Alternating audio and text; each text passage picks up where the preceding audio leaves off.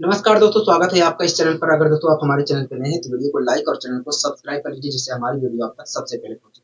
आइए दोस्तों, शुरुआत करते हैं आज की अपनी पाठशाला। पहला क्वेश्चन आपके स्क्रीन पर है, ध्यानपूर्वक पढ़िए। पहला क्वेश्चन आके क्या कह रहा है दोस्तों? इस क्वेश्चन में कह रहा है कि समानांतर श्रेणी का कुल योग ज्ञात करें। हाँ दोस्तों, ये आपके सामने एक क्वेश्चन लिखा गया है और कह रहा है कि इस समानांतर श्रेणी का योग ज्ञात करें। ठीक है, तो आइए दोस्तों हम इसको सोल्व करने की कोशिश करते हैं। दोस्तों आपके सामने एक समानांतर श्रेणी लिखी गई है, जिसका पहला टर्म हमें दिया है 25 सही 1/3। क्या दिया है? 25 सही 1/3 दिया है। 25 सही 1/3 दिया है। आप मेरी बात से सहमत करोगे? हाँ, हम आपकी बात से सहमत। ठीक है, इसी प्रकार जो सीरीज दी गई है उसका दूसरा टर्म हमें दिया गया है 23 सही 1/3। 23 सही 1/3 दिया गया। 23 सही 1/3 दिया गया। ठीक है, कोई दिक्कत कोई परेशानी प्रॉब्लम नहीं है, कोई दिक्कत कोई परेशानी नहीं है। इसी प्रकार दोस्तों तीसरा टर्म हमें दिया गया है 21 सही 1/3। 21 सही 1/3 दिया गया। क्या दिया है? 21 सही 1/3 दिया गया। कोई दिक्कत की परेशानी प्रॉब्लम नहीं है, कोई दिक्कत की परेशानी नहीं। इसी प्रकार दोस्तों ये जो सीरीज है, इसी प्रकार दोस्तों ये जो सीरीज है इसका आखिरी टर्म, इसी प्रकार दोस्तों ये जो सीरीज है इसका आखिरी टर्म दिया गया है 1 सही 1/3। 1 सही 1/3 दिया गया। ठीक है, कोई दिक्कत की परेशानी प्रॉब्लम नहीं है, कोई दिक्कत की परेशानी नहीं है, हमें कोई दिक्कत की परेशानी नहीं है। दोस्तों हमसे क्या पूछ रहा है? देखिए हमसे इस क्वेश्चन में कह रहा है कि बताइए इसका योग क्या है। जो सीरीज है, ये जो समांतर श्रेणी में सीरीज लिखी गई है, इसका योग क्या होगा? इसका योग क्या होगा? मैंने ठीक है। तो दोस्तों ये करने के लिए दोस्तों ऐसा नहीं है। ठीक है, आप इसे बहुत तरीके से कर सकते हैं, 2-3 तरीके से कर सकते हैं। ये आपके ऊपर डिपेंड करता है कि आप किस कौन सा तरीका पकड़ रहे हैं। ठीक है, आपको अच्छे तरीके से पता है कि अगर ये समानांतर श्रेणी है तो ऐसी स्थिति में पहले और आखिरी टर्म के जोड़ का आधा औसत होगा। पहले और आखिरी टर्म के जोड़ का आधा आधा जो आधे के बराबर औसत होगा। पहले और आखिरी टर्म के जोड़ का आधा औसत होगा। ठीक है, इस सीरीज का। उसके बाद आपको जितने टर्म पता है, जितने टर्म है इस श्रेणी में, उससे मल्टीप्लाई करने पर आपको योग मिल जाएगा। ये बात आपको पता है कभी? हाँ, तो इस तरीके से तो हम कर सकते हैं, इस तरीके से तो हम कर सकते हैं, लेकिन हम दूसरा अप्रोच भी लगा सकते हैं। यहाँ पर दूसरा अप्रोच भी लगा सकते हैं। वो कौन सा अप्रोच है? एक बात बताइए, ये एक समानांतर श्रेणी है कि नहीं? कहोगे हाँ ये एक समानांतर श्रेणी है। अगर ये एक समानांतर श्रेणी है तो सबसे पहले आप मुझे बताइए, इस श्रेणी में, ये जो समानांतर श्रेणी है, इस श्रेणी में कुल कितने टर्म है? इस श्रेणी में कुल कितने टर्म है? तो आप हो सकता है गुणा भाग में उलझ जाए। आप हो सकता है इस प्रकार के गुणा भाग में उलझ जाए। आप आसानी से पता कर सकते हैं, आप आसानी से पता कर सकते हैं। आपको थोड़ा सा भी डर, थोड़ा सा भी सोचने की आवश्यकता है ही नहीं। आप आराम से पकड़ सकते हैं। ठीक है, आप दोस्तों देख रहे हैं कि जितने भी टर्म लिखे गए हैं उनके साथ 1/3 चिपका कर लिखा है। 1/3 चिपका के लिखा है। एक बात बताइए, अगर मैं 1/3 को भूल जाता हूँ, अगर 1/3 को भूल जाता हूँ तो वास्तव में लिखा है 25, 23, 21, 19 ऐसे ऐसे लिखा गया है। यहाँ ऐसे ऐसे एक तक लिखा गया है। अगर मैं एक को भूल जाता हूँ तो वास्तव में 25 लिखा, 23 लिखा, 21 लिखा, उसके बाद 19 आया, उसके बाद ऐसे ऐसे एक तक लिखा गया है। हाँ, तो इस प्रकार देखा जाए तो अगर मैं इधर से इस सीरीज में इधर से बात करता हूं तो 1 3 5 7 डॉट डॉट डॉट ऐसे कुल मिलाकर 25 तक लिखा है। हाँ, एक बात बताइए, पहले लिखा है 1, उसके बाद 3, उसके बाद 5, उसके बाद 7, ऐसे कुल मिलाकर 25 तक लिखा है। तो 25 तक लिखा गया है तो कुल कितने टर्म है? अगर पहला टर्म हमारा 1 है, दूसरा 3 है, तीसरा 5 है, ऐसे ही कुल मिलाकर 25, आखिरी टर्म हमारा 25 है। तो उस सीरीज में कुल कितने टर्म होंगे? क्योंकि देखिए, अगर मैं 25 में से एक घटाता हूं तो आएगा 24, और 24 को जितने का अंतर चल रहा है सीरीज में उससे डिवाइड करता हूं तो आएगा 12। 2 का अंतर चल रहा है क्योंकि हाँ, तो आएगा 12। तो मैं 12 में एक जोड़ता हूं तो आएगा 13। तो इस प्रकार देखा जाए तो 1 से 25 तक जो नंबर लिखे गए हैं वो कुल मिलाकर 13 है।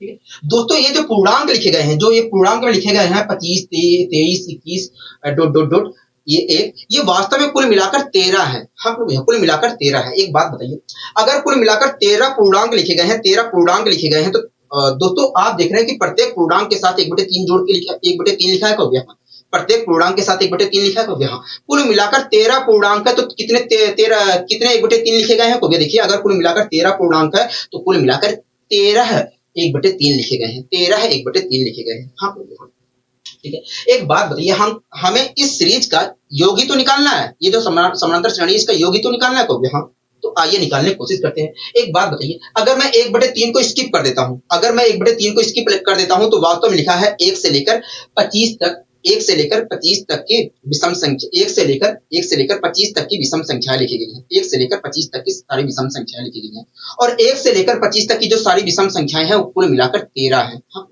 तो इस प्रकार देखा जाए तो वास्तव में 1 से लेकर, इस प्रकार देखा जाए तो ये वास्तव में शुरुआती 13 विषम संख्याएं लिखी गई हैं। 1 लिखा गया, उसके बाद 3 लिखा गया, उसके बाद 5 लिखा गया, ऐसे कुल मिलाकर 25 तक लिखा गया। मतलब देखा जाए तो शुरुआती 13 विषम संख्याएं लिखी गई हैं। हाँ, अगर दोस्तों ये जो शुरुआती 13 विषम संख्याएं लिखी गई हैं पूर्णांक में, अगर मैं उनको जोड़ता हूं तो क्या आएगा, कहोगे देखिए शुरुआती शुरुआती n विषम संख्याओं का जो योग होता है n स्क्वायर होता है। इस प्रकार देखा जाए तो अगर यहाँ पर शुरुआती 13 विषम संख्याएं लिखी गई हैं और इस प्रकार देखा जाए तो अगर यहाँ पर 13 शुरुआती विषम संख्याएं लिखी गई हैं तो उनका योग जो होगा 13 का स्क्वायर होगा, मतलब 169 होगा।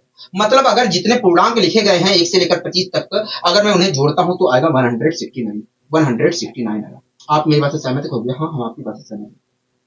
दोस्तों ये जो पूर्णांक, दोस्तों हमें इन्हें जोड़ना था, हमें क्या करना था, इस सीरीज में सबको जोड़ना था। तो मैंने क्या किया, केवल पूर्णांकों को जोड़ा, पूर्णांकों को केवल जोड़ा तो 169 प्राप्त हुआ। आप मेरी बात से सहमत हो गया? एक बात बताइए, कुल पूर्णांक कितने थे? इसमें देखा जाए तो कुल मिलाकर 13 पूर्णांक, और आप देख रहे हैं कि हर पूर्णांक के साथ 1/3 चिपका कर लिखा गया है। तो यहाँ अगर दोस्तों हर पूर्णांक के साथ, दोस्तों एक बात, अगर हर पूर्णांक के साथ 1/3 चिपका के लिखा गया है तो 13 पूर्णांक के साथ कितना चिपका के लिखा गया होगा? तो 13 पूर्णांक के साथ कितना चिपका के लिखा गया होगा। आप मेरी बात से सहमत हो गए? हाँ, पूर्णांकों को जोड़ा तो 169 आया, और 1/3 को अगर मैं जोड़ता हूं, 1/3 को जोड़ता हूं तो ये आएगा, जितने 13 है 1/3 को जोड़ूंगा तो ये आएगा, क्योंकि प्रत्येक टर्म में जो प्रत्येक पूर्णांक के साथ 1/3 आया तो 13 के साथ वास्तव में इतना आया होगा। ठीक है, इस प्रकार देखा है तो अगर मैं इस सीरीज को जोड़ता हूं तो ये प्राप्त होगा। आप मेरी बात से सहमत हो गए? अब दोस्तों इसे सोल्व कर लेते हैं। 3 चौक 12 4 आया, 3 चौक 12 4 सही 1/3 आया। अब 4 इसमें जोड़ूंगा तो आएगा 173 और प्लस में 1/3 आएगा। तो इस प्रकार देखा जाए तो अगर मैं इसे सोल्व करता हूँ, इस सीरीज को सोल्व करता हूँ, तो अगर मैं इस सीरीज का योग निकालता हूं तो आएगा 173 सही 1/3, 173 सही 1/3। तो दोस्तों आपने यहाँ पर देखा कि मैंने औसत निकाल के नहीं किया है, मैंने अपने दिमाग का लॉजिक लगा के अपने दिमाग का प्रयोग करके यहाँ पर इस क्वेश्चन को सोल्व करने की कोशिश की। ठीक है, तो ये आपके ऊपर डिपेंड करता है कि आपके ऊपर डिपेंड करता है कि आप लॉजिक क्या लगाते हो। ठीक है, आपको जो आसान लगता है वो करिए, जरूरी थोड़ी ना कि आप वही मेथड पकड़ के बैठे रहेंगे, भैया हम कोशिश करेंगे। आपको जो अच्छा लगता है आपको करिए, हाँ, जिससे आपको आसान लगता है। ठीक है, समझ में आया आपको? कहूँ यहाँ। ठीक है, तो दोस्तों ये जो अब तक हम ऐसे क्वेश्चनों को, दोस्तों अब तक हम समानांतर श्रेणी का योग निकाल रहे थे, समानांतर श्रेणी का टर्म निकाल रहे थे, यही सब निकाल रहे थे। लेकिन दोस्तों जब हम योग निकाल रहे हैं तो हमें कुछ और सीरीज भी देखनी चाहिए जो समानांतर श्रेणी से हटकर हो। हाँ, समानांतर श्रेणी से हटकर हो। दोस्तों अभी तक हम समानांतर श्रेणी का योग निकाल रहे थे, सीख रहे थे, योग निकाल रहे थे। हाँ, लेकिन दोस्तों जब हम योग ही निकाल रहे हैं तो कुछ 2-3 सीरीज और देख लेते हैं जो समानांतर श्रेणी नहीं होती है लेकिन योग निकाला जाता है। हाँ, तो उसी क्रम में दोस्तों आइए हम आगे बढ़ते हैं। ठीक है, उसके ऊपर ज्यादा क्वेश्चन नहीं लेंगे क्योंकि वो फॉर्मूले पे आधारित होते हैं, एक ही 2 क्वेश्चन में हम उसे निपटा के आगे बढ़ जाएंगे। दोस्तों आपके सामने देखिए क्या लिखा गया है, कहोगे देखिए क्या लिखा गया है, प्रथम n प्राकृतिक, लिखा गया है कि प्रथम n प्राकृतिक संख्याओं के वर्गों का योगफल जो होता है वो होता है n+1 into 2n+1 अपॉन 6 के बराबर होता है। कह रहा है कि प्रथम n प्राकृतिक संख्याओं के वर्गों का योग जो होता है वो n+1 into 2n+1 अपॉन 6 के बराबर होता है। मतलब अगर एक का स्क्वायर और 2 का स्क्वायर और 3 का स्क्वायर प्लस ऐसे कुल मिलाकर n टर्म लिखे गए हैं। कह रहा है कि अगर 1 का स्क्वायर, उसके बाद 2 का स्क्वायर, उसके बाद 3 का स्क्वायर, ऐसे कुल मिलाकर n टर्म लिखे गए हैं तो उनका जो योग होगा n+1 into 2n+1 अपॉन 6 के बराबर। मैं इस चीज को समझाने की कोशिश करता हूँ। दोस्तों जैसे शुरुआती सबसे पहली प्राकृतिक संख्या क्या होगी? तो देखिए सबसे पहली प्राकृतिक संख्या 1। ठीक है,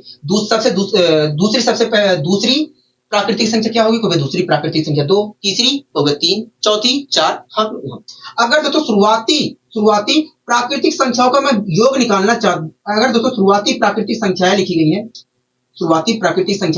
1 का स्क्वायर, शुरुआती प्राकृतिक संख्या लिखी गई है 1 का स्क्वायर, 2 का स्क्वायर, 2 का स्क्वायर।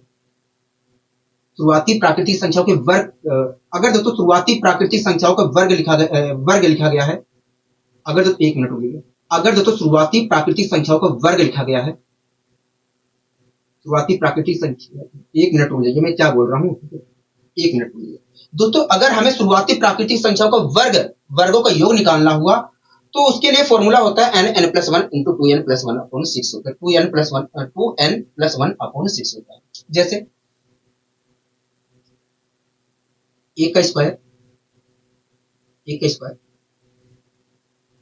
जैसे कोई सीरीज लिखी गई है 1 का स्क्वायर, 2 का स्क्वायर, 3 का स्क्वायर, 4 का स्क्वायर, एक सीरीज लिखी गई है, जैसे चार का एक का स्क्वायर, दो का स्क्वायर, तीन का स्क्वायर, चार का स्क्वायर, ऐसे ही dot dot dot dot dot dot dot n term तक लिखी गई है, एन टर्म तक लिखी गई है। यही चीज मैं बोलना चाह रहा था, मैं बोल गया, ठीक है। एन टर्म तक लिखी गई है। जैसे दोस्तों एक सीरीज लिखी गई है, एक का स्क्वायर, दो का स्क्वायर, तीन का स्क्वायर, चार का square, dot dot dot n n term तक ऐसे लिखी गई है। और अगर हमें इनका योग निकालना है तो ऐसी स्थिति में दोस्तों, ऐसी स्थिति में दोस्तों इनका जो योग होगा, ऐसी स्थिति में दोस्तों इनका जो योग होगा, ऐसी स्थिति में दोस्तों इनका जो योग होगा वो होगा n n n plus one, n n plus one into two n plus one, two n plus one upon six के बराबर होगा, अपॉन सिक्स के बराबर होगा, अपॉन सिक्स के बराबर। ठीक है, कोई दिक्कत कोई परेशानी कोई नहीं। ये आपको हमेशा ध्यान रखना है, ठीक है, ये आपको ध्यान रखना है। जैसे दोस्तों अगर कोई सीरीज, दोस्तों मान लीजिए एक सीरीज लिखी गई है, एक का स्क्वायर, दो का स्क्वायर, तीन का स्क्वायर, चार का स्क्वायर, डॉट डॉट डॉट ऐसे ही एन टर्म तक लिखा गया है, तो ऐसी स्थिति में ये जो शुरुआती शुरुआती प्राकृतिक संख्याओं का वर्ग की सीरीज है, शुरुआती प्राकृतिक संख्याओं के वर्ग की सीरीज है, ये जो शुरुआती प्राकृतिक संख्याओं के वर्ग की सीरीज है, इसका योग जो होगा वो n n plus one, n n plus one, n n plus one into two n plus one upon six के बराबर होगा। ये चीजें आपको ध्यान रखनी है। अगर ये आपको ध्यान रहता है तो आप तेजी से क्वेश्चनों को जवाब दे सकते हैं, आप तेजी से क्वेश्चनों को जवाब दे सकते हैं। ठीक है, कोई दिक्कत कोई परेशानी होगी नहीं, हमें कोई दिक्कत कोई परेशानी नहीं। आइए हम इसके ऊपर एक क्वेश्चन ले लेते हैं जिससे हमारे अंदर क्लियरिटी आ जाए। वैसे इसके ऊपर ज्यादा क्वेश्चन लेने का विचार नहीं है क्योंकि ये फॉर्मूले पे आधारित है। फॉर्मूला अगर आपको याद है तो होगा, ना तो ना होगा, सीधी सी बात। ठीक है दोस्तों, आप इस क्वेश्चन को देखिए क्या कहना चाह रहा है। देखिए इस क्वेश्चन में कह रहा है कि निम्न श्रेणी का योग ज्ञात करिए, निम्न श्रेणी का योग ज्ञात करिए। हाँ कह रहे हैं निम्न श्रेणी का योग ज्ञात करिए। दोस्तों आपके सामने एक सीरीज लिखी गई है, वो सीरीज जो है समांतर श्रेणी में नहीं है। ठीक है, लिखी गई है आपके सामने एक सीरीज, आपको पहचानना होगा किस प्रकार की सीरीज है। सीरीज लिखी गई है, सीरीज का पहला टर्म दिया गया है एक का स्क्वायर, दूसरा टर्म दिया गया है दो का स्क्वायर, तीसरा टर्म दिया गया है तीन का स्क्वायर, चौथा टर्म दिया गया है चार का स्क्वायर, चार का स्क्वायर। ऐसे ही कुल मिलाकर 12 टर्म तक लिखे गए हैं, ऐसे ही कुल मिलाकर 12 टर्म तक लिखा गया है। क्या लिखा गया है? 12 टर्म तक लिखा गया है। ऐसे ही कुल मिलाकर 12 टर्म तक लिखा गया है। कितना कहां तक लिखा गया? तो 12 टर्म तक लिखा गया। हाँ, कह रहा है ये जो सीरीज है, कह रहा है ये जो सीरीज 12 टर्म तक लिखा गया है इसका योग बताइए। कह रहा है ये जो सीरीज लिखा गया है 12 टर्म तक, इसका योग बताइए। हाँ, तो सबसे पहले आप मुझे देख के बताइए ये किस प्रकार की सीरीज है। ये वास्तव में शुरुआती 12 प्राकृतिक संख्याओं के वर्गों की सीरीज है। शुरुआती 12 प्राकृतिक संख्याओं के वर्गों की सीरीज है। हाँ, मतलब हमसे शुरुआती 12 प्राकृतिक संख्याओं का वर्गों का योग पूछ रहा है। यहाँ मतलब हमसे शुरुआती 12 प्राकृतिक संख्याओं का वर्गों का योग पूछ रहा है।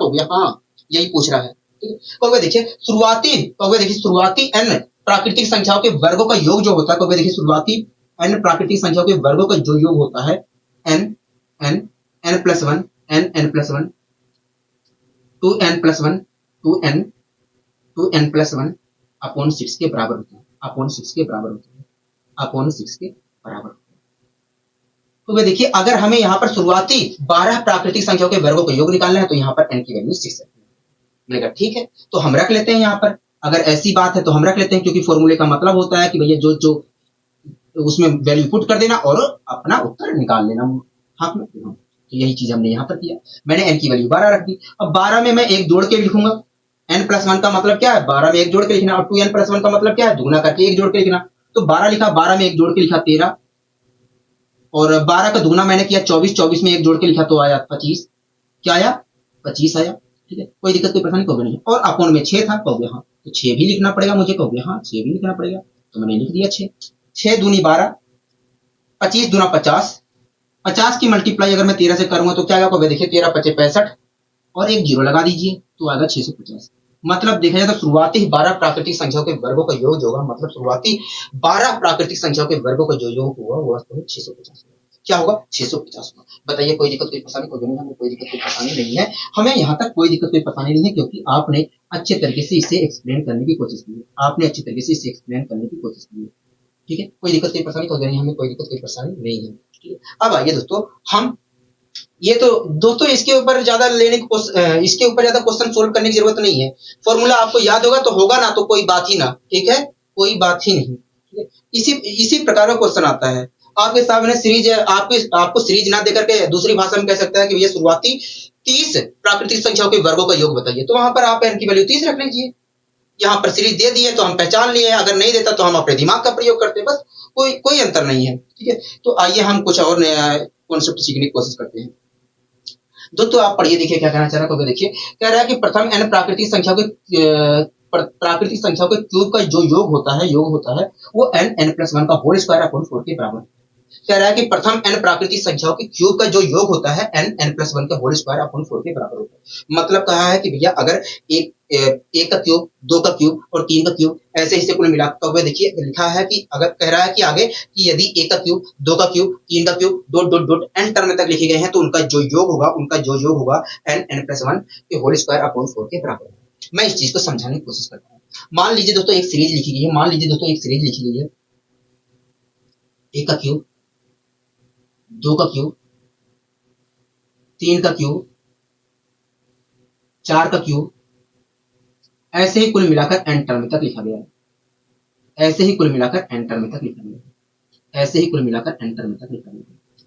कोई दिक्कत की परेशानी खबर नहीं।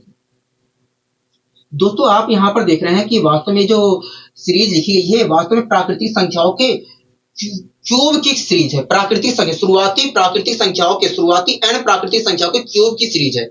हाँ दोस्तों एक सीरीज आपके सही, यदि दोस्तों एक सीरीज हमारी, मान लीजिए एक सीरीज हमारी एक का क्यूब, दो का क्यूब, तीन का क्यूब, चार का क्यूब, ऐसे इससे कुल मिलाकर n टर्म तक लिखा है। तो दोस्तों आप यहाँ पर देख रहे हैं कि जो सीरीज लिखी गई शुरुआती n प्राकृतिक संख्याओं के क्यूब, प्राकृतिक संख्याओं के क्यूब की सीरीज है, प्राकृतिक संख्याओं के क्यूब की सीरीज है। हाँ अगर दोस्तों एक सीरीज हमारी एक का क्यूब, दो का क्यूब, तीन का क्यूब, चार का क्यूब, ऐसे ही कुल मिलाकर n टर्म तक लिखा गया है, तो इस प्रकार की सीरीज का जो योग होगा वो वास्तव में n+1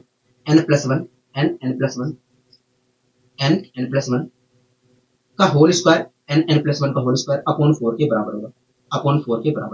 ये चीज आपको ध्यान रखना है, हमेशा के लिए ये ध्यान रखना है। ठीक है, तो हमेशा ध्यान रखना है कि भैया शुरुआती n प्राकृतिक संख्याओं के क्यूब का जो योगफल होता है, शुरुआती n प्राकृतिक संख्याओं के क्यूब का जो योगफल होता है वो n+1 के होल स्क्वायर अपॉन 4 के बराबर होता है। अगर आपको ये फॉर्मूला ध्यान रहता है तो आपको से क्वेश्चन होगा, अन्यथा नहीं होगा। इसीलिए मैं इसके ऊपर केवल एक ही क्वेश्चन करवाऊंगा,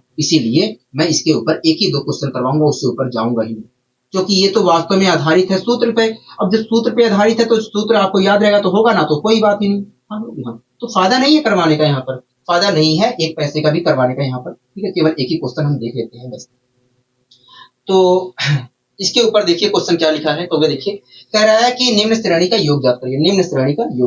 हाँ, आपके सामने एक क्वेश्चन लिखा गया और उस क्वेश्चन में कह रहा है कि निम्न श्रेणी का योग ज्ञात करिए। श्रेणी क्या दी गई है, तो देखिए जो सीरीज दी गई है उसका पहला टर्म में एक का क्यूब दिया गया है। जो सीरीज दिया गया है उसका पहला टर्म में एक का क्यूब दिया गया है। दूसरा जो टर्म दिया गया है दो का क्यूब दिया गया है। तीसरा जो टर्म दिया गया है तीन का क्यूब दिया गया है। जो चौथा टर्म दिया गया है वो चार का क्यूब दिया गया है। ऐसे ही कुल मिलाकर 21 टर्म तक सीरीज चली है।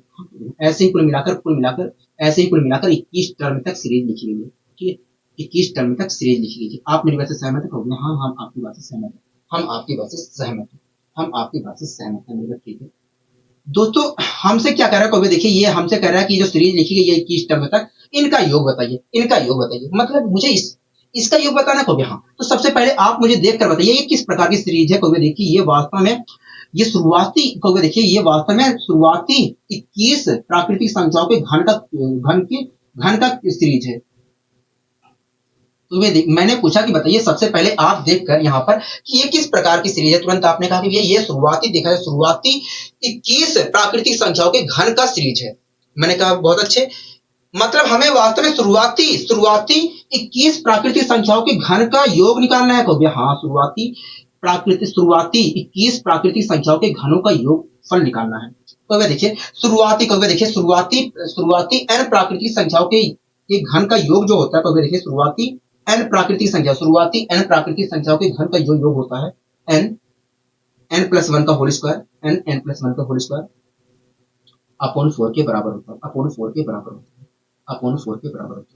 अगर आपको शुरुआती 21 प्राकृतिक संख्याओं के घन का योग निकालना है तो यहाँ पर n की वैल्यू 21 रखनी पड़ेगी। तो मैंने यहाँ पर n की वैल्यू 21 रख दी। ठीक है, कोई दिक्कत कोई परेशानी कोई नहीं, हमें कोई दिक्कत कोई परेशानी नहीं है, हमें कोई दिक्कत कोई परेशानी नहीं है। तो जब दोस्तों जब मैं 1 मिनट रुक जाइए,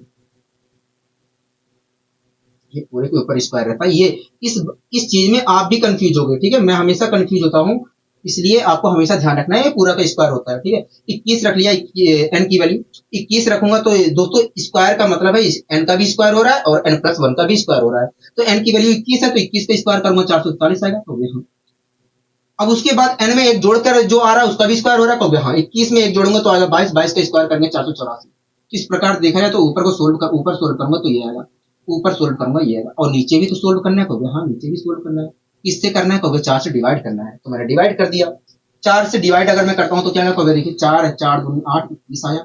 121 की अगर मैं मल्टीप्लाई करता हूँ तो क्या होगा, देखिए अगर आप मल्टीप्लाई करते हो तो आखिरी में तो 1 आएगा, 1 की मल्टीप्लाई 1 से करूंगा आखिरी डिजिट की, इसके आखिरी डिजिट की इसकी आखिरी डिजिट से मल्टीप्लाई करूंगा तो 1 आएगा। तो इस प्रकार देखा जाए तो ऑप्शन में केवल एक ही ऑप्शन ऐसा है जिसके आखिरी में 1 आ रहा है, मतलब अगर मैं मल्टीप्लाई करता हूँ तो 5 3 3 6 5 3 3 6 1 आएगा, क्या 5 3 3 6 1 आएगा। कोई दिक्कत की परेशानी को हम कोई दिक्कत कोई परेशानी नहीं है, मतलब यही है कि ये जो शुरुआती किस प्राकृतिक संख्याओं के घनों का मतलब शुरुआती किस प्राकृतिक संख्याओं के घनों का योग जो होगा वो 53,361 होगा। हाँ, 53,361 होगा। आपको बताइए, आपको कोई दिक्कत कोई परेशानी कोई नहीं है, मेरे कोई दिक्कत कोई परेशानी नहीं है, आपने अच्छी तरीके से समझाने का प्रयास किया है। अब दोस्तों यहाँ से हम लैंग्वेज वाले क्वेश्चन को उठाएंगे, ठीक है। अब दोस्तों हम यहाँ से लैंग्वेज वाले क्वेश्चन उठाएंगे, आपके सामने कुछ लिखा गया है, आप उसे ध्यान पूर्वक पढ़िए और ये बात समझने की कोशिश, आप इसे ध्यान पूर्वक पढ़िए, क्योंकि लैंग्वेज वाले क्वेश्चन में इस चीज का, ये जो लिखा गया है आपके सामने, ये जो चीज आपके सामने लिखा गया है इसका बहुत ज्यादा रोल रहने वाला है, ठीक है। दोस्तों आपके सामने कुछ लिखा गया है, आप उसे ध्यान पूर्वक देखिए, क्योंकि जो चीज लिखा गया है उसका बहुत ज्यादा रोल रहने वाला है यहाँ पर, ठीक है। लिखा है जिस प्रकार किसी समांतर श्रेणी का, लिखा है जिस प्रकार किसी समांतर श्रेणी का एनवा term a plus n minus 1d होता है, उसी प्रकार पांचवा टर्म a प्लस 4d होता है, उसी प्रकार तीसरा टर्म मतलब a3 जो होगा a प्लस 2d होता है, उसी प्रकार दसवां टर्म a प्लस 9d होता है। मैं इस चीज को समझाने की कोशिश करता हूँ, मैं आपको समझाने की कोशिश करता हूँ, ठीक है।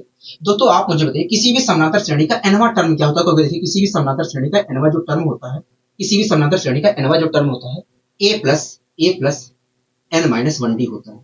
किसी भी समानांतर श्रेणी का एनवा टर्म क्या होता है, तो देखिए किसी भी समानांतर श्रेणी का एनवा जो टर्म होता है a plus n minus 1d होता है। आप मेरी बात से सहमत हो, ठीक है। आप मुझे बताइए कि आपने मुझे बता दिया कि भैया किसी भी समानांतर श्रेणी का एनवा जो टर्म होता है a plus n minus 1d, ठीक है। आप मुझे बताइए किसी भी समानांतर श्रेणी का पांचवा टर्म क्या होगा, देखिए अगर आपको पांचवा टर्म निकालना है, देखिए किसी भी समानांतर श्रेणी का अगर पांचवा टर्म निकालना है तो n की वैल्यू 5 रख दीजिए। मैंने कहा ठीक है, क्योंकि देखिए अगर मैं यहाँ पर पांचवा टर्म निकालना चाहता हूँ, किसी भी समानांतर श्रेणी का पांचवा टर्म निकालना चाह रहा हूँ तो n की वैल्यू 5 रख दीजिए। मैंने 5 रख दिया, तो 5 रखूं, n की वैल्यू 5 रख रहा हूं तो एक के साथ तो कोई छेड़खानी नहीं होगी, कहोगे हाँ। जब मैं 5 यहाँ पर रखूंगा तो आएगा 4d, क्या आएगा 4d आएगा, हाँ ठीक है। कोई दिक्कत की परेशानी होगा नहीं, हमें कोई दिक्कत की परेशानी नहीं, ठीक है। तो इस प्रकार आपने कहा भैया किसी भी समानांतर श्रेणी का जो पांचवा टर्म होगा a प्लस 4d होगा, a प्लस 4d होगा, मैंने कहा ठीक है। इसी प्रकार बताइए किसी भी समानांतर श्रेणी का तीसरा टर्म क्या होगा, कहोगे देखिए अगर आपको किसी भी समानांतर श्रेणी का तीसरा टर्म निकालना है तो आप n की वैल्यू 3 रख दीजिए, आपको तीसरा टर्म मिल जाएगा किसी भी समानांतर श्रेणी का। तो मैंने यहाँ पर 3 रख दिया। अगर मैं यहाँ पर 3 रखता हूँ तो एक n की वैल्यू 3 रखूंगा तो एक के साथ तो कोई छेड़खानी नहीं होगी, कहोगे हाँ। तो यहाँ पर छेड़खानी होगी, कहोगे हाँ। तो यहाँ पर देखा जाए तो 2d आएगा, क्या आएगा 2d आएगा। तो इस प्रकार आपने कहा कि भैया किसी भी समानांतर श्रेणी का जो तीसरा टर्म होता है a प्लस 2d होता है। मैंने कहा ठीक है। अगर ठीक है, आप मुझे बताइए किसी भी समानांतर श्रेणी का 10वां टर्म क्या होगा, देखिए अगर आपको किसी भी समानांतर श्रेणी का 10वां टर्म निकालना है तो आप n की वैल्यू 10 रख दीजिए, n की वैल्यू 10 रख दीजिए। तो मैंने यहाँ पर रख दिया 10। अब जब 10 रखूंगा तो मुझे क्या मिलेगा, देखिए हमें मिलेगा a प्लस 9d मिलेगा। इस प्रकार आपने क्या कहा कि भैया किसी भी समानांतर श्रेणी का जो 10वां टर्म होता है a प्लस 9d है, ठीक है। कोई दिक्कत की परेशानी कोई नहीं। दोस्तों जब मैंने आपसे पूछा कि किसी भी समानांतर श्रेणी का nवां टर्म क्या होगा, तुरंत आपने कहा कि भैया a plus n minus 1d होगा, a plus n minus 1d होगा। जब मैंने आपसे कहा कि भैया किसी भी समानांतर श्रेणी का पांचवा टर्म क्या होगा, तुरंत आपने कहा कि भैया किसी भी समानांतर श्रेणी का पांचवा टर्म जो होगा a प्लस 4d होगा। जब मैंने आपसे कहा कि भैया किसी समानांतर श्रेणी का तीसरा टर्म क्या होगा, तुरंत आपने कहा कि भैया a प्लस 2d होगा। आपने ही बताया, मैंने कुछ नहीं किया है, ठीक है। इसी प्रकार जब मैंने आपसे पूछा कि बताइए, इसी प्रकार जब मैंने आपसे पूछा कि बताइए किसी भी समानांतर श्रेणी का 10वां टर्म क्या होगा, तुरंत आपने कहा भैया a प्लस 9 डी होगा, a प्लस 9 डी होगा। तो ये चीज वास्तव में लिखने वाली नहीं है, ये चीज वास्तव में वैल्यू रखने वाली नहीं है। आपके दिमाग से तुरंत निकलना चाहिए, आपके दिमाग से तुरंत निकलना चाहिए। आप वास्तव में बताने के लिए केवल जितनी n की वैल्यू जो है उसमें से एक कम करके बता रहे हैं। आप खुद देखिए, मैंने 5वां टर्म पूछा तो 4d हो गया, 5वां टर्म मैंने पूछा तो a प्लस 4d आपने बताया, 4 बताया। मैंने तीसरा टर्म पूछा तो 3 के बदले आप 2d बताए हो। जब मैंने आपसे 10वां टर्म पूछा तो आपने कहा a प्लस 9d, मतलब 10 की जगह आपने 9 रख दिया है। उसी प्रकार दोस्तों आप मुझे तेजी से बताइए, मैं जानना चाह रहा हूं किसी भी समानांतर श्रेणी का, जिस प्रकार आपने कहा कि ये 5वां टर्म a प्लस 4d होगा, तीसरा टर्म a प्लस 2d होगा, 10वां टर्म a प्लस 9d होगा, उसी प्रकार आप मुझे बताइए किसी भी समानांतर श्रेणी का 12वां टर्म क्या होगा। तो देखिए, किसी भी समानांतर श्रेणी का 12वां टर्म होगा a प्लस 11d होगा, a प्लस 11d होगा। किसी भी समानांतर श्रेणी का 12वां जो टर्म होगा, 12वां जो टर्म होगा a प्लस 11d होगा। मैंने कहा ठीक है। इसी प्रकार बताइए किसी भी समानांतर श्रेणी का 13वां टर्म क्या होगा। किसी भी समानांतर श्रेणी का जो 13वां टर्म होगा a प्लस 12d होगा। तो ये चीज आपके मुंह से तुरंत निकलना चाहिए, ये चीज आपके मुंह से तुरंत निकलना चाहिए, जिससे हमारे अंदर क्लियरिटी आ सके और क्वेश्चनों को तेजी से, जिससे हम क्वेश्चनों को तेजी से कर सकें, जिससे हम क्वेश्चनों को तेजी से कर सकें। ठीक है, कोई दिक्कत कोई परेशानी कोई नहीं। इसी प्रकार आप मुझे बताइए किसी भी समानांतर श्रेणी का 9वां टर्म क्या होगा। देखिए, किसी भी समानांतर श्रेणी का 9वां टर्म देखा जाए तो a प्लस 8d होगा, a प्लस 8d होगा। यहाँ तक आपको कोई दिक्कत कोई परेशानी कोई नहीं है, यहाँ तक तो हमें कोई दिक्कत कोई परेशानी नहीं है। आपने अच्छी तरीके समझाने की कोशिश की, आपने अच्छी तरीके समझाने की कोशिश की। ठीक है, चीजें समझ में आई को। हाँ, यही चीज आपको समझाना था, यही चीज आपको समझाना था, क्योंकि इस चीज का बहुत बड़ा रोल रहने वाला है, इस चीज का बहुत बड़ा रोल यहाँ पर रहने वाला है। ठीक है, कोई दिक्कत कोई परेशानी कोई नहीं, हमें कोई दिक्कत कोई परेशानी नहीं है। ये चीजें समझ में आ गई होगी। हाँ, ये चीजें समझ में आ गई। ठीक है, तो आपको ये सब रखने की वैल्यू जरूरत नहीं है, आपके तो दिमाग से तुरंत निकलना चाहिए कि भैया ये होगा, किसी भी समानांतर श्रेणी का पहला टर्म ये होगा, दूसरा टर्म ये होगा, तीसरा टर्म ये होगा।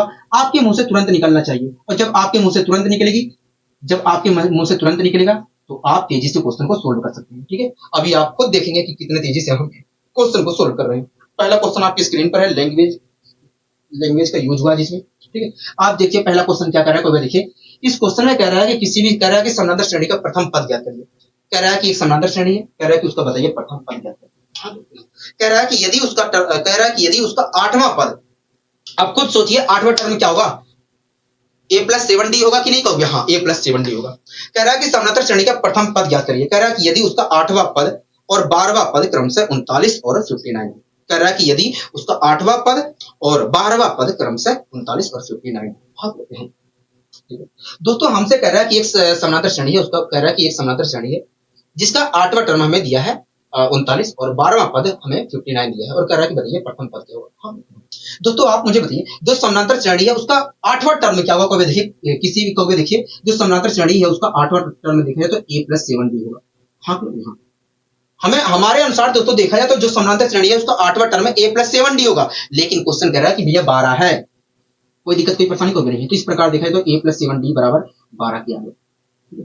इसी प्रकार बताइए दोस्तों, इसी प्रकार दोस्तों क्वेश्चन में हमसे कह रहा है कि भैया, इसी प्रकार दोस्तों हमसे क्वेश्चन में 12वां टर्म, इसी प्रकार दोस्तों हमसे कह रहा है कि भैया 12वां जो टर्म है समानांतर श्रेणी का, जो 12वां टर्म है वो 59 कह रहा है। हाँ, इसी प्रकार दोस्तों हमसे कह रहा है कि भैया समानांतर श्रेणी का जो 12वां टर्म है वो 59 है। आप मुझे बताइए समानांतर श्रेणी का जो 12वां टर्म है वो क्या होगा। कोई देखिए, किसी भी कोई देखिए, जो समानांतर श्रेणी है उसका 12वां टर्म में देखा जाए तो a प्लस 11d होगा, a प्लस 11d होगा। हमारे अनुसार दोस्तों देखा जाए तो जो 12वां टर्म होगा a प्लस 11d होगा, लेकिन क्वेश्चन कर रहा है कि 59 होगा, मतलब a प्लस 11d बराबर 59। आप मेरी बात से सहमत हो गए। हाँ, हम आपकी बात से सहमत। ठीक है, कोई दिक्कत की परेशानी कोई नहीं। तो इस प्रकार दोस्तों देखा जाए तो a प्लस, अगर मैं सातवां दोस्तों समानांतर श्रेणी का 7वां टर्म देखूं तो a प्लस 7d होगा, लेकिन क्वेश्चन कह रहा है 12 है, मतलब a प्लस 7d बराबर 12। अगर मैं क्वेश्चन क्या अगर दोस्तों मैं अपने दिमाग के अनुसार देखूं तो किसी भी समानांतर श्रेणी का 12वां टर्म a प्लस 11d होगा कहोगे। हाँ, लेकिन क्वेश्चन कह रहा है 59 है, मतलब a प्लस 11d बराबर 59। आपको यहाँ तक समझ में आ गया कहोगे। हाँ, अब दोस्तों हमसे क्या पूछ रहा है कहोगे, हमसे कह रहा था पहला टर्म बताइए, मतलब एक ही वैल्यू पूछ रहा है कहोगे। तो आइए निकाल लेते हैं, ये आपके ऊपर निर्भर करता है कि आप कैसे निकालते हैं। मैंने क्या किया, माइनस माइनस माइनस, ये तो आपको पता होगा, ये सारी चीजें सिखाने वाली चीजें नहीं है। इसे मैं सोल्व कर ले रहा हूँ, अब इसे मैं सोल्व कर ले रहा हूँ दोस्तों। 1 मिनट रुकिए, 39 है, गलती हो गया यहाँ पर, और इससे कोई इतनी बड़ी गलती भी ना है। ठीक है, अब मैं इसे सोल्व कर लेता हूँ। दोस्तों अगर मैं घटाता हूँ 39 में से 59, ठीक है, वैसे ही आप घटा लो, ठीक है, कोई दिक्कत नहीं है। यहाँ पर आप घटाओगे तो -40 आएगा, यहाँ पर आएगा -20 आएगा। तो आप दोनों जगह प्लस प्लस ले लीजिए। तो यहाँ पर आया 20, यहाँ पर आया 20 और यहाँ पर आएगा 4D। डी की वैल्यू अगर मैं निकालता हूँ तो आएगा 5, डी की वैल्यू आएगा 5। आप मेरी बात से सहमत कहोगे? हाँ, हम आपकी बात से सहमत हैं, हम आपकी बात से सहमत हैं। तो डी की वैल्यू क्या है? डी की वैल्यू देखा जाए तो 5 आई है। ठीक है, अब दोस्तों हमें डी की वैल्यू पता चल गई, हमें ए की वैल्यू चाहिए, हमें डी की वैल्यू नहीं चाहिए। तो मुझे डी की वैल्यू किसी समीकरण में रखना पड़ेगा ए की वैल्यू निकालने के लिए, हो गया। तो मैंने उठा के डी की वैल्यू इसमें रख दी। तो दोस्तों जब यहाँ पर रखूंगा तो 7 × 5 = 35 होगा, कहोगे हाँ। और 35 इधर जाएगा, कहोगे हाँ। तो 39 में से 35 घटाएंगे, कहोगे हाँ। तो क्या आएगा, कहोगे ए की वैल्यू 4 आएगा। और ए क्या है, कहोगे प्रथम पद है। ए क्या है? प्रथम पद है। ए क्या है? प्रथम पद है। मतलब एक जो पहला पद हमारा है समानांतर श्रेणी का, वो क्या है? 4 है। पहला पद जो है वो समानांतर श्रेणी का क्या है? 4 है। बताइए इस क्वेश्चन में कोई दिक्कत, कोई परेशानी? कोई नहीं, हमें कोई दिक्कत, कोई परेशानी नहीं है। आशा करता हूँ दोस्तों ये चीजें समझ में अच्छी तरीके से आ रही है। आशा करता हूँ दोस्तों ये चीजें अच्छी तरीके से आपको समझ में आई होगी। ठीक है, कोई दिक्कत, कोई परेशानी? कोई नहीं, हमें कोई दिक्कत, कोई परेशानी नहीं है, हमें कोई दिक्कत, कोई परेशानी नहीं है। ठीक है, अब दोस्तों आइए हम बढ़ते हैं अपने अगले क्वेश्चन की ओर। दोस्तों आप इस क्वेश्चन को देखिए, इस क्वेश्चन में भी दम नहीं है। ठीक है, इस क्वेश्चन में भी दम नहीं है। जब आपको अच्छी तरीके से आएगा तभी आपको ऐसा लगेगा कि क्वेश्चन में दम नहीं है। कह रहा है एपी का 7वां तथा 21वां पद क्रमशः 6 और -22 है। कह रहा है कि 26वां टर्म बताइए, 26वां टर्म बताइए। हाँ दोस्तों हमसे कह रहा है कि एक एपी है, कह रहा है कि जिसका 7वां टर्म 6 है और 21वां टर्म कह रहा है कि -22 है। कह रहा है कि बताइए उस एपी का 26वां टर्म क्या होगा। ठीक है, 26वां टर्म क्या होगा। दोस्तों आपको पता है कि किसी भी समानांतर श्रेणी का जो 26वां टर्म होगा a + 25d के बराबर होगा, a + 25d के बराबर होगा। तो दोस्तों ये चीज मैं तब तक नहीं बता सकता हूं जब तक मुझे ये बात पता ना हो कि पहला टर्म क्या है और हमारा सर्वांतर d क्या है। तब तक तो मैं नहीं बता सकता हूं कि वास्तव में 26वां टर्म क्या होगा, क्योंकि 26वां टर्म होता है किसी भी समानांतर श्रेणी का जो 26वां टर्म होता है a + 25d होता है। तो यहाँ पर देखा जाए तो अगर मुझे 26वां टर्म चाहिए तो मुझे ए की वैल्यू भी पता होनी चाहिए, डी की भी वैल्यू पता होनी चाहिए, क्योंकि हाँ। तो ये चीज तो मैं तब तक नहीं बता सकता जब तक मुझे पहला टर्म और पहला टर्म ना पता हो, सर्वांतर ना पता हो। तो सबसे पहले हमारा टारगेट है कि पहला टर्म पता करूं, उसके बाद सर्वांतर। ठीक है दोस्तों, एक सीरीज है। दोस्तों एक क्वेश्चन कह रहा है कि एक एपी है, कह रहा है कि जिसका 7वां टर्म 6 है और 21वां टर्म -22। एक बात बताइए दोस्तों, जो समानांतर श्रेणी है उसका 7वां टर्म क्या होगा? देखिए आप मुझे बताइए दोस्तों, जो समानांतर श्रेणी है उसका 7वां टर्म क्या होगा? देखिए जो समानांतर श्रेणी है उसका 7वां टर्म a + 6d होगा, a + 6d होगा। हाँ दोस्तों, जो समानांतर श्रेणी है उसका 7वां टर्म में देखा जाए तो a + 6d होगा। लेकिन क्वेश्चन कह रहा है कि 7वां टर्म में a + 6d नहीं है, 6 है। मतलब a + 6d = 6। कोई दिक्कत, कोई परेशानी कोई नहीं। ये चीज समझ में आ गई होगी। दोस्तों इसी प्रकार आप मुझे बताइए जो समानांतर श्रेणी है उसका 21वां टर्म क्या होगा? देखिए किसी भी समानांतर श्रेणी का 21वां जो टर्म होता है a + 20d होता है, a + 20d होता है। किसी भी समानांतर श्रेणी का जो 21वां टर्म होता है a + 20d होता है। लेकिन क्वेश्चन कह रहा है कि भैया 21वां टर्म में a + 20d नहीं है, -22 है। मतलब a + 20d = -22। आप मेरी बात से सहमत होंगे? हाँ, हम आपकी बात से सहमत हैं। ठीक, कोई दिक्कत, कोई परेशानी कोई नहीं। अब दोस्तों हम इसे सोल्व कर लेते हैं, हम इसे सोल्व कर लेते हैं। ठीक है, कोई दिक्कत, कोई परेशानी कोई नहीं। दोस्तों सोल्व करने के लिए आपके ऊपर निर्भर करता है कि आप कौन सा तरीका फॉलो करते हैं। मुझे इससे मतलब नहीं है। ठीक है, मैंने क्या किया, यहाँ पर माइनस माइनस प्लस कर लिया। ठीक है, माइनस माइनस प्लस कर लिया।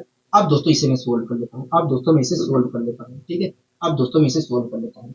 अगर मैं सोल्व करने जाता हूँ, अगर मैं इसे सोल्व करने जाता हूँ, अगर मैं इसे सोल्व करने जाऊँ तो क्या आएगा? कहोगे देखिए जब हम इसे सोल्व करने जाएंगे तो वे देखिए 6d कहोगे देखिए ये तो कैंसिल हो जाएगा, इससे तो हमें लेना देना नहीं है। मैंने कहा कैंसिल भी करने की जरूरत नहीं है। जब तुम्हें पता है कि इससे लेना देना नहीं है तो मैं छेड़खानी करने क्यों जाऊं, मैं छेड़खानी करने क्यों जाऊं, बिना फालतू में पेन चलाने क्यों जाऊं। हाँ, जब आपको पता है तो आप मत करिए इसे सोल्व करना है हमें। तो देखिए 6d में से मैं 20d घटाऊंगा तो 14d आएगा। यहाँ पर क्या आएगा? उत्तर माइनस में आएगा कि प्लस में आएगा? अच्छा प्लस में आएगा। ठीक है, कोई दिक्कत नहीं। तो यहाँ पर आएगा -14d। यहाँ पर क्या आएगा? यहाँ पर वास्तव में 28 आएगा, 28 आएगा। अब दोस्तों यहाँ पर मैं d की वैल्यू निकालता हूँ तो आएगा -2। क्या आएगा? -2 आएगा, -2 आएगा। आप मेरी बात से सहमत होंगे? हाँ, हम आपकी बात से सहमत हैं, हम आपकी बात से सहमत हैं, हम आपकी बात से सहमत हैं। मैंने कहा बहुत अच्छा। अब दोस्तों हमें d की वैल्यू पता चल गई -2 है। हमें a की वैल्यू भी चाहिए। कहोगे हाँ, हमें a की वैल्यू भी चाहिए। तो a की वैल्यू निकालने के लिए मुझे क्या करना पड़ेगा? कहोगे a की वैल्यू निकालने के लिए आपको d की वैल्यू चाहे जिसमें रखना पड़ेगा। तो अब बात आती है कि मैं किस में रखूं।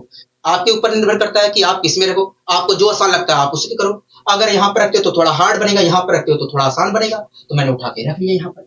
6 दूनी 12 माइनस के 12 -12 इधर गया तो 6 18 तो ए बराबर क्या आ गया, हो गया ए बराबर 18 आ गया, ए बराबर 18 आ गया। कोई दिक्कत कोई परेशानी होगी नहीं, हमें कोई दिक्कत कोई परेशानी नहीं है, हमें कोई दिक्कत कोई परेशानी नहीं है, हमें कोई दिक्कत कोई परेशानी नहीं है। ठीक है। अब दोस्तों ये तो हमें पता चल गया कि भैया पहला टर्म हमारा 18 है और सर्वांतर -2 है। ठीक है। अब हमसे जो पूछा गया था उस चीज का हम यहाँ पर पता करने की कोशिश करते हैं। दोस्तों हमसे पूछा गया था, हमसे कहा था कि बताइए 26वां टर्म क्या होगा। दोस्तों आपको अच्छी तरह से पता है कि किसी भी समानांतर श्रेणी का जो 26वां टर्म होता है, 26वां जो टर्म होता है a प्लस 25d के बराबर होता है, a प्लस 25d के बराबर होता है, a प्लस, आप डायरेक्ट वैल्यू भी रख सकते हैं, कोई जरूरत नहीं है, a प्लस 25d के बराबर होता है। हाँ, a प्लस 25d के बराबर होता है।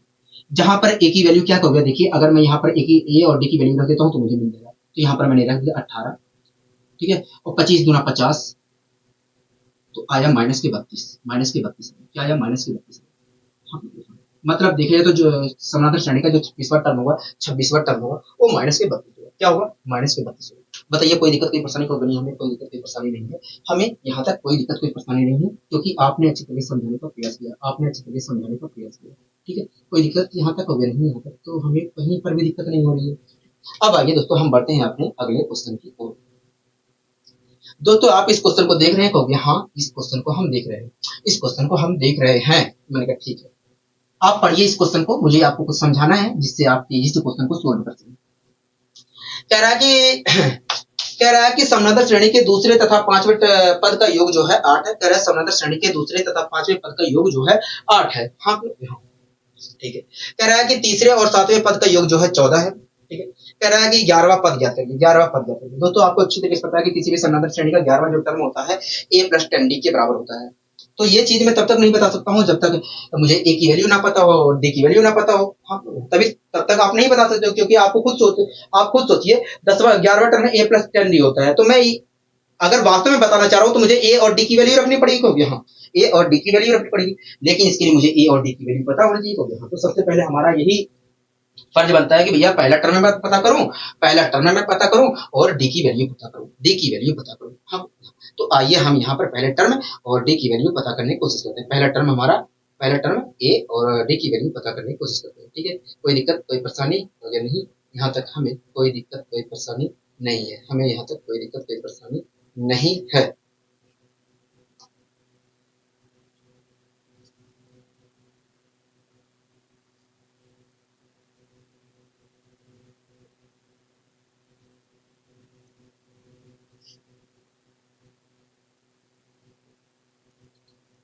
दोस्तों सबसे पहले मैं आपको चीजें समझा देता हूँ जिससे आप थोड़ा आपको फालतू में चीजें ना लिखना पड़े। आप देख के ही बता सकोगे भैया इसका ये दूसरे और तीसरे टर्म का जोड़ ये होगा, चौथे पांचवें टर्म का जोड़ ये होगा, सातवें आठवें टर्म का जोड़ ये होगा, पहले तीसरे चौथे टर्म के बीच का अंतर ये होगा। ये आप देख कर बता सको, लेकिन इसके लिए हमें थोड़ा मेहनत करना पड़ेगा, सीखना पड़ेगा कुछ। एक बार बताइए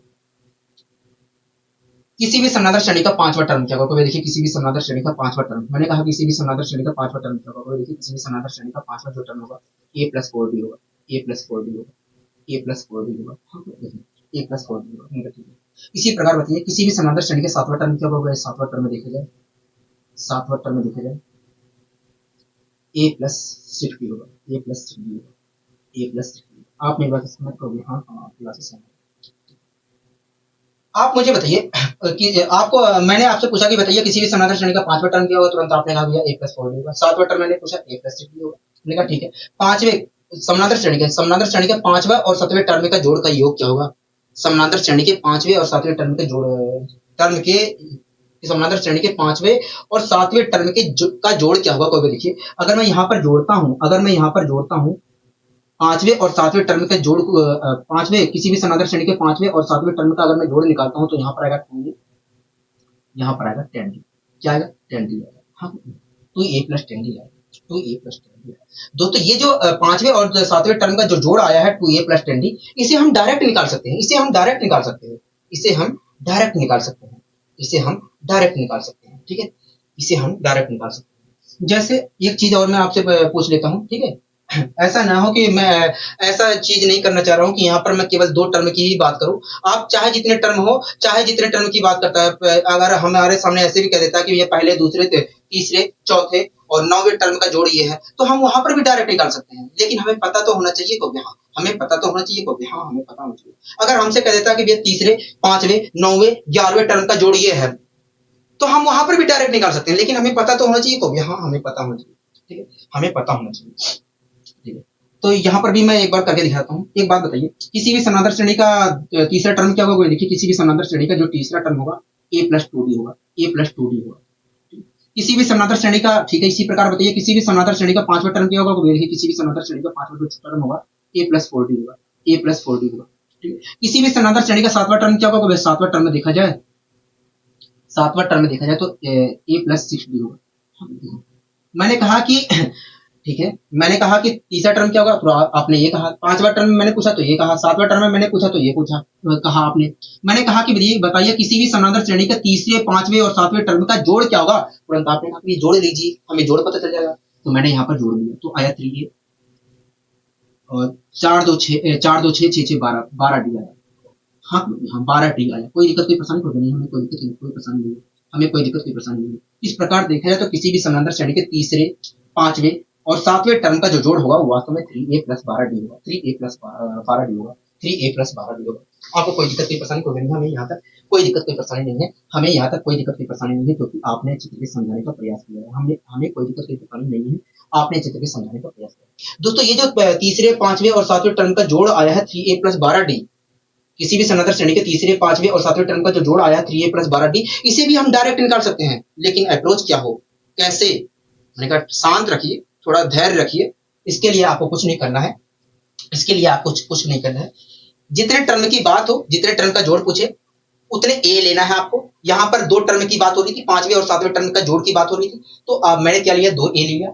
उसके बाद क्या करना है, जिस जिस टर्म की बात हो रही है उसका जोड़ करना है, उसमें से जितने टर्म उसका जोड़ करना है, और जितने टर्म की बात हो रही थी उसमें घटा के लिख देना है डी के पदों में।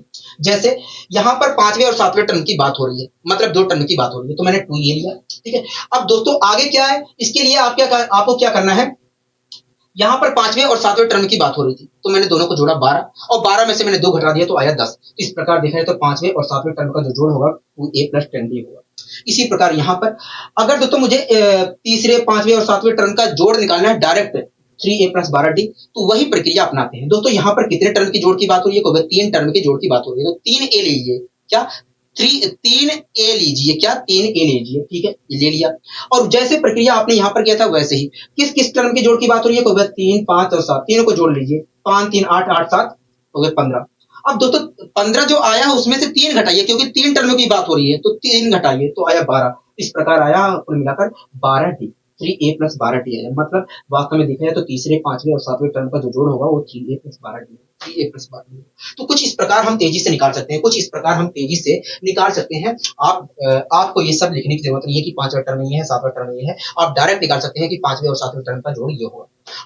आपको लिखने की जरूरत नहीं है, आपको ये सब लिखने की जरूरत नहीं है कि तीसरा टर्म ये होगा, पांचवा टर्म ये होगा, सातवां टर्म ये होगा, और तीनों टर्म का जोड़ ये होगा। आप डायरेक्ट लिख सकते हैं कि भैया तीसरे, पांचवें, सातवें टर्म का जोड़ ये होगा। कोई दिक्कत, कोई परेशानी कोई नहीं। अब दोस्तों आइए हम इस क्वेश्चन को भी करने की कोशिश करते हैं, इस क्वेश्चन को भी करने की कोशिश करते हैं। ठीक है दोस्तों, इस क्वेश्चन में कह रहा था कि समानांतर श्रेणी के दूसरे और पांचवें टर्म का जो जोड़ है वो 8 है। कह रहा है कि और तीसरे और सातवें टर्म का जो जोड़ है वो 14 है। ठीक है, सेकंड और पांचवें टर्म का जोड़ कितना दिया होगा? देखिए, दूसरे और पांचवें। ये सब लिखने की जरूरत नहीं है, ये तो आप देख के लिख सकते हो। हाँ, देख के लीजिए। दूसरे और पांचवें की बात कर रहे हैं तो 2a हो गया, 2a आ गया। 7 5 2 और 5 7, और 7 में से 2 घटाऊंगा तो 5 आ गया। तो इस प्रकार देखा जाए तो दूसरे और पांचवें टर्म का जो जोड़ होगा वास्तव में हमारे अनुसार वो होगा 2a प्लस 5d होगा। तो ये चीज देख के बता सकते हो, ये लिखने की जरूरत नहीं है, केवल मैं लिख रहा हूँ अच्छी तरीके से आपको समझ में आ जाए। दूसरे और पांचवें टर्म का जोड़ हमें कितना दिया होगा? देखिए, दूसरे और पांचवें टर्म का जोड़ हमें 8 दिया है। दोस्तों आप मुझे बताइए, हमारे अनुसार दूसरे और पांचवें टर्म का जोड़ होगा क्या? होगा देखिए, हमारे अनुसार देखा जाए तो दूसरे और पांचवें टर्म का जो जोड़ होगा, तो देखिए यहाँ पर 2 टर्म की बात हो रही है, तो यहाँ पर देखा जाए तो दूसरे और पांचवें टर्म का जो जोड़ होगा वास्तव में 2a प्लस 2 5 7, 7 में से 2 घटाएंगे तो आएगा 5। इस प्रकार देखा जाए तो दूसरे और पांचवें टर्म का जो जोड़ होगा वास्तव में हमारे अनुसार ये होगा, लेकिन क्वेश्चन कह रहे हैं कि ये 8 होगा। 8 होगा, मतलब 2a+5b बराबर 8। ठीक है, कोई दिक्कत कोई परेशानी कोई हमें कोई दिक्कत कोई परेशानी नहीं है, हमें कोई दिक्कत नहीं है। ये चीजें समझ में आई, हाँ ये बातें समझ में आ रही है। इसी प्रकार हमसे कह रहा है कि भैया तीसरा और सातवें पद का योग कह रहा है इसी प्रकार तीसरे और सातवें टर्म का जो जोड़ है वो 14 है, ये भी तो कहा होगा। हाँ, इसी प्रकार कहा है कि थर्ड, इसी प्रकार कहा है कि थर्ड और सातवें, और कह रहा है कि सेवंथ, कह रहा है कि थर्ड, इसी प्रकार कह रहा है सेवंथ, कह रहा है इसी प्रकार थर्ड और सेवंथ टर्म का जो जोड़ है वो कह रहा है कि 14 है। क्या है? 14 है। हाँ। दोस्तों आप मुझे बताइए, हमारे अनुसार तीसरे और सातवें टर्म का जोड़ है कितना? तो वे देखिए यहाँ पर दो टर्म की बात हो रही है, दो टर्म की बात हो रही है, तो इस प्रकार देखा जाए तो वे देखिए दो टर्म की यहाँ पर बात हो रही है। मैंने कहा हाँ बताइए कितना होगा तीसरे और सातवें टर्म का जोड़? तो वे देखिए 2a+8d होगा, 2a+8d होगा। तीसरे और सातवें टर्म का जो जोड़ होगा 2a+8d होगा। मैंने कहा आपने 8d कैसे बता दिया इतनी जल्दी? कहोगे देखिए तीसरे और सातवें टर्म की जोड़ की बात हो रही थी, तो 7 में 3 जोड़ा 10 और 10 में से 2 घटा दिया तो आया 8। क्या आया? 8 आया। इस प्रकार देखा जाए तीसरे और सातवें टर्म का जो जोड़ होगा वास्तव में 2a+8d होगा, लेकिन क्वेश्चन चिल्ला चिल्ला के कह रहा है कि भैया 14 होगा, मतलब 2a+8d बराबर 14 के। ठीक है, कोई दिक्कत कोई परेशानी कोई भी नहीं है, कोई दिक्कत कोई परेशानी नहीं है, कोई दिक्कत कोई परेशानी नहीं है, कोई दिक्कत कोई परेशानी नहीं है। ठीक है, कोई दिक्कत यहाँ तक हो गया नहीं, यहाँ तक हमें कोई दिक्कत कोई परेशानी नहीं है। दोस्तों हमसे पूछ क्या रहा था? 11 टर्म पूछ रहा था, तो इसके लिए हमें ए की वैल्यू और डी की वैल्यू जरूरत पड़ रही है। कहोगे हाँ ए की और डी की वैल्यू की जरूरत पड़ रही है, तो आइए हम ए की और डी की वैल्यू निकालने की कोशिश करते हैं। ठीक है, इसके लिए दोस्तों आपको अच्छी तरीके से दिख रहा है कि यहाँ पर मैं क्या कर सकता हूँ, मुझे फायदा किसमें है, आपको जो फायदा है वो करिए। यहाँ पर अगर मैं माइनस का सिंबल लगा के सोल्व कर लेता हूँ तो मुझे सबसे ज्यादा फायदा मिलेगा, तो मैंने यहाँ पर माइनस का सिंबल लगा के इसे सोल्व करने की कोशिश की।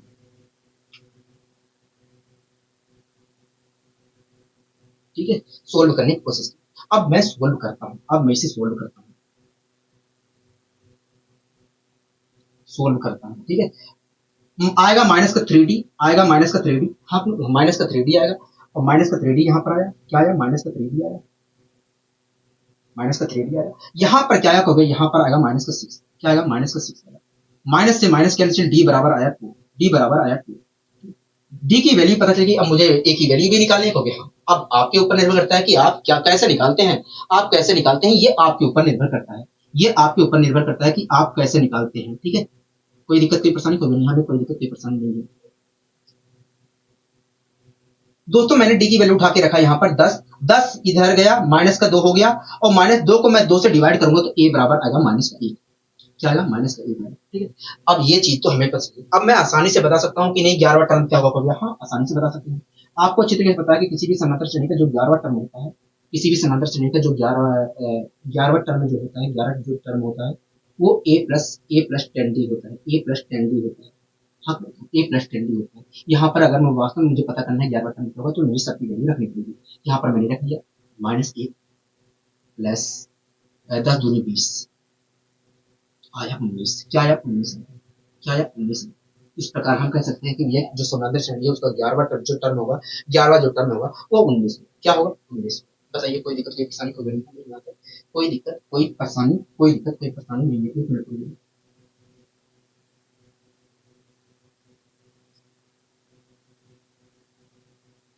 कोई दिक्कत कोई परेशानी नहीं है, आपने अच्छी तरीके से समझाने की कोशिश की है। ठीक है,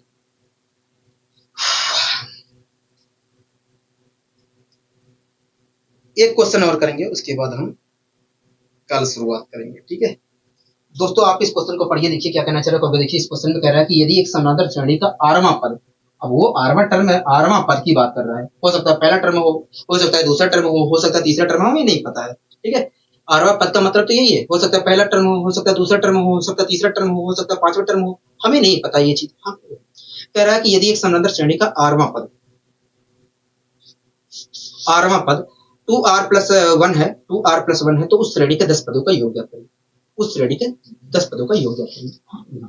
दोस्तों एक समांतर श्रेणी है, दोस्तों एक समांतर श्रेणी है जिसका आरवां टर्म, दोस्तों एक समांतर श्रेणी है जिसका आरवां आरवां आरवां जो टर्म है, आरवां जो टर्म है वो 2r+1 है, 2r+1 है। कह रहा है कि एक समांतर श्रेणी है जिसका आरवां टर्म जो है 2r+1 है। कह रहा है कि इस समांतर श्रेणी का बताइए 10 टर्मों का योग क्या होगा, 10 टर्मों का योग क्या होगा। दोस्तों जो समांतर श्रेणी है, अगर मुझे उसका दोस्तों जो समांतर श्रेणी है, दोस्तों जो समांतर श्रेणी है अगर मुझे उसका पहला टर्म पता चल जाए, पहला टर्म पता चल जाए और आखिरी टर्म पता चल जाए, तो मैं उस समानांतर श्रेणी का, उस समानांतर श्रेणी का औसत निकाल सकता हूँ, तो यहाँ एवरेज निकाल सकता हूँ। और जब मुझे एवरेज पता चल गया तो मैं आसानी से बता सकता हूँ कि भैया उस समानांतर श्रेणी के 10 पदों का योग क्या होगा, तो यहाँ तो सबसे पहले हमारा फोकस है कि मैं पता करूँ कि जो समानांतर श्रेणी है उसका पहला टर्म क्या है और आखिरी टर्म क्या है। ठीक है दोस्तों, एक बात बताइए, हमें आरवा टर्म, समानांतर श्रेणी का आरवा टर्म 2r+1 दिया है। हाँ, अगर मैं पहला टर्म पता करना चाहूँ तो मुझे r की वैल्यू 1 रखनी पड़ेगी। हाँ, तो मैंने यहाँ पर r की वैल्यू 1 रखनी है। अगर मैं यहाँ पर 1 रखता हूँ, अगर मैं यहाँ पर 1 रखता हूँ तो मुझे क्या मिलेगा, 2 1 3 मिलेगा, 3 मिलेगा। मतलब देखा है तो जो समानांतर श्रेणी है उसका पहला टर्म क्या है, 3 है। ठीक है, इसी प्रकार दोस्तों आप मुझे बताइए जो समानांतर श्रेणी है उसका 10वां टर्म क्या होगा। देखिए अगर आपको 10वां टर्म निकालना है, 10वां टर्म निकालना है तो आपको r की वैल्यू 10 रखना है। 10 दूनी 20 21 है। इस प्रकार देखा है तो 10वां टर्म क्या है, 21। आपको कोई दिक्कत, कोई परेशानी तो नहीं। दोस्तों जो समानांतर श्रेणी है उसका पहला टर्म हमारा 3 है और 10वां टर्म हमारा 21 है। तो आप मुझे बताइए उस समानांतर श्रेणी का औसत क्या होगा। उस समानांतर श्रेणी का औसत देखा जाए तो पहले और आखिरी टर्म के जोड़ के आधे के बराबर होगा। मतलब देखा जाए तो उस समानांतर श्रेणी का औसत देखा जाए तो 12, जो समानांतर श्रेणी है उसका औसत 12 है। ठीक है, कोई दिक्कत, कोई परेशानी तो नहीं।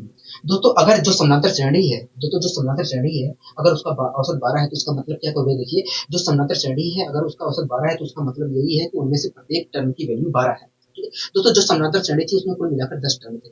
अगर उनका औसत 12 है तो इसका मतलब क्या होगा, इसका मतलब यही है कि 10 में से प्रत्येक की वैल्यू 10 है। 10 में से प्रत्येक की वैल्यू 12 है। अगर दोस्तों 10 में से प्रत्येक की वैल्यू 12 है तो 10 की वैल्यू कितनी होगी, 10 की वैल्यू 120 होगी। 10 की वैल्यू 120 होगी। मतलब जो समानांतर श्रेणी है, मतलब जो समानांतर श्रेणी है, जो समानांतर श्रेणी मतलब जो समानांतर श्रेणी है उसमें 10 टर्मों का योग जो होगा 120 होगा। क्या होगा, 120 होगा। बताइए कोई दिक्कत, कोई परेशानी, हमें कोई दिक्कत, कोई परेशानी नहीं, हमें कोई दिक्कत, कोई परेशानी नहीं है। आशा करता हूँ दोस्तों ये चीजें अच्छी तरीके से समझ में आ गई। आशा करता हूँ तो दोस्तों ये चीजें समझ में अच्छी तरीके से आ गई। ठीक है, कोई दिक्कत, कोई परेशानी, कोई नहीं। ये आखिरी क्वेश्चन कर लेते हैं। ठीक है, इस क्वेश्चन कर लेते हैं, उसके बाद आज की यहीं पर क्लास रोकते हैं। कह रहा है कि यदि एक समानांतर श्रेणी का 7वां टर्म तथा तीसरे टर्म के बीच का अनुपात 12:5 हो तो उस श्रेणी का 13वां तथा चौथे पदों के बीच का अनुपात क्या होगा। चौथे पदों के बीच का अनुपात क्या होगा। बुरा भाग है, ठीक है, बुरा भाग है, सारी चीजें आपको अच्छी तरीके समझ में आ रही होंगी। कह रहा है कि एक श्रेणी का 7वें पद और तीसरे पद का अनुपात जो है 12:5 है। आप मुझे बताइए दोस्तों, आप मुझे बताइए किसी भी समानांतर श्रेणी का 7वां टर्म क्या होगा। देखिए किसी भी समानांतर श्रेणी का 7वां टर्म होगा a+b होगा। ठीक है, किसी भी समानांतर श्रेणी का तीसरा टर्म क्या होगा। देखिए किसी भी समानांतर श्रेणी का जो तीसरा टर्म होगा a+2b होगा, a+2b होगा। इस प्रकार देखा जाए तो किसी भी समानांतर श्रेणी के 7वें और तीसरे टर्म के बीच का जो अनुपात होगा ये होगा। इस प्रकार देखा जाए तो किसी भी समानांतर श्रेणी के 7वें और तीसरे टर्म के बीच का अनुपात ये होगा। लेकिन क्वेश्चन कह रहा है कि ये 12:5 है, मतलब ये बराबर है इसके, मतलब ये बराबर है इसके। कोई दिक्कत, कोई परेशानी, कोई नहीं, हमें यहाँ तक कोई दिक्कत, कोई परेशानी नहीं है, हमें यहाँ तक कोई दिक्कत, कोई परेशानी नहीं है। अब दोस्तों इससे मैं सोल्व कर लेता हूँ, अब इससे मैं सोल्व कर लेता हूँ। ठीक है, हमसे पूछ क्या रहा है, कभी हमसे पूछ रहा है, हमसे क्या पूछ रहा है, कभी हमसे कह रहा है कि उस श्रेणी के 13वें तथा चौथे पदों के बीच का अनुपात क्या होगा। ठीक है, पहले हम इसे सोल्व कर लेते हैं, उसके बाद इसे देख लेंगे। दोस्तों यहाँ पर मैंने 3 मल्टीप्लाई कर दिया, 3 मल्टीप्लाई कर दिया तो आएगा 5 ही, 5 ही आएगा। ठीक है, ज्यादा दिमाग मत लगाना, माइनस में भी आ सकता है, प्लस में भी आ सकता है। ऐसा तो है नहीं कि यहाँ पर मैं क्षमता की बात कर रहा हूँ। टाइम एंड वर्क वाला चैप्टर होता तो बात अलग थी, टाइम एंड वर्क वाला चैप्टर होता तो बात अलग थी। इसलिए आपको सोल्व करना पड़ेगा, आपको ये देखना पड़ेगा कि माइनस में आएगी वैल्यू प्लस में आएगी। ठीक है, तो 5 है प्लस 30d, 30d बराबर 12 है, 12 है, 12 है, 12 दूनी 24, 24d, 24d, 24d।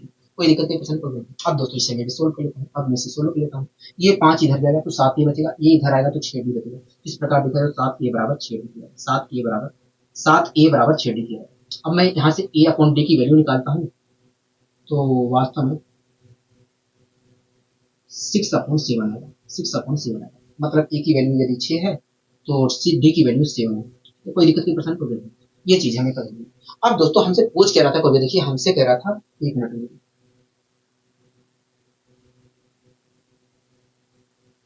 हमसे पूछ क्या रहा था, कभी हमसे कह रहा था कि उस श्रेणी के 13वें तथा चौथे पदों के बीच का अनुपात बताइए। दोस्तों आप मुझे जो श्रेणी है दोस्तों, जो श्रेणी है उसके 13वां पद क्या होगा। देखिए जो श्रेणी है उसका 13वां पद दिखा है तो a+12d होगा, a+12d होगा।